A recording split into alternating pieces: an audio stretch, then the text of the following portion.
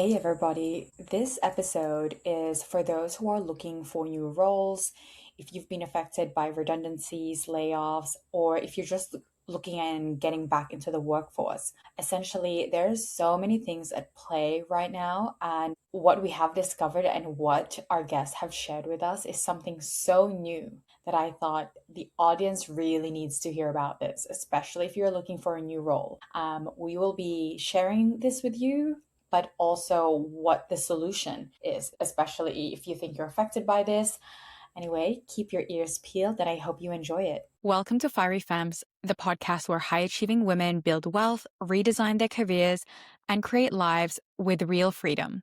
I'm Sheena, an accredited investor, former tech sales professional, and the founder of Fiery Femmes. After a decade across global SaaS, startups, and my own reinventions, I realized the most powerful thing a woman can have is optionality. So, in every episode, we explore the future of work, the psychology of wealth, and the practical strategies that help women build careers and lives that evolve as fast as they do. Okay, so let's talk about your experience or what you know about the current recruiting landscape.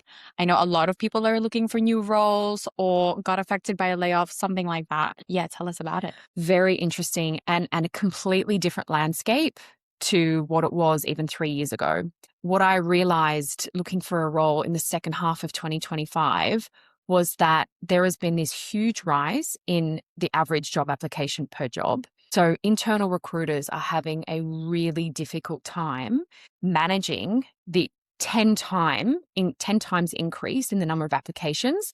I spoke to a few recruiters who told me that they are completely ignoring external applications and only looking at their internal referrals just because it was less administrative work. Of course. They're also noticing that a lot of the resumes that are being submitted are ChatGPT, and so a lot of them are starting to look very similar and sound very similar. So internal referrals was kind of a easy way to get validation quickly that these people were, half credible. So once I realized this, I was like, oh, wow, no wonder. Like I had applied to a few roles, got nothing, right? Even roles that I think I was overqualified for, still getting nothing. I was like, interesting. And it wasn't until I spoke to a few of those recruiters that I realized, okay, internal referrals are the way to go. So I went down that path with Stripe. And it's really interesting because I later learned that they were doing something very similar, that they were looking just at internal referrals because the rate of applications has been skyrocketing. Wow. Tell us about, I tried to post a job as an experiment, and I got so overwhelmed by the amount of applications, and the company that I've put it under wasn't even a well-known company.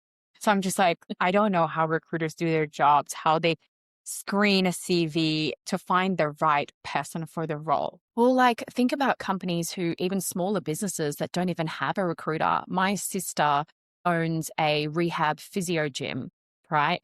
She's a sole trader. She put up an ad for a practice manager, which has often been quite difficult to hire for. She got 350 applications in the first 5 days. What? She does not have time to sift through these applications. She said she looked at the first 20, picked 3 to interview and went from there. And, hearing that coming from, a place like LinkedIn, I was mortified because I was like, oh my God, what if there were some incredible candidates in the other 300 applications you didn't even look at? But for her, she's like, I just didn't have time. So if you are looking for a role in this climate, you need to be very cognizant that these internal TA teams, recruiters are really having a difficult time trying to sift through all these applications. And the best way, if you really want to get into a role, is to find out who can make that introduction and get an internal referral. Because the lesson I learned was that was not only the best way, the only way. There you go. Networking, your networks pay off. Absolutely. Every time. Beautiful. Well, thank you for letting me record that last tidbit. Yeah, that was super insightful.